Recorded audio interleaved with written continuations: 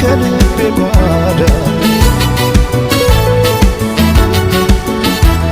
ከወንዙ ዳር ካባይ ጊዮን የተገኘች ጦጳዝ ሆነ ስንቴ ጽፌ እሰርዛለሁ የሷን ውበት ብዬ ገልጻለሁ አፌ ተቀኘ ገርሞት ውበቷ ዘጸዳል ውበት